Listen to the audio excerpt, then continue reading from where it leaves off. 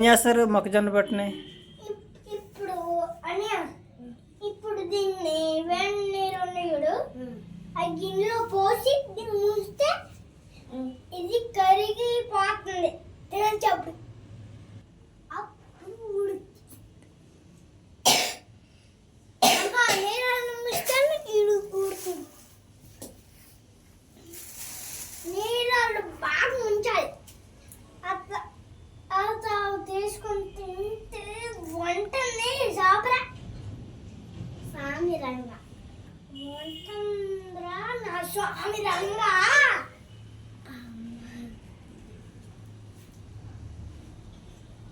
రా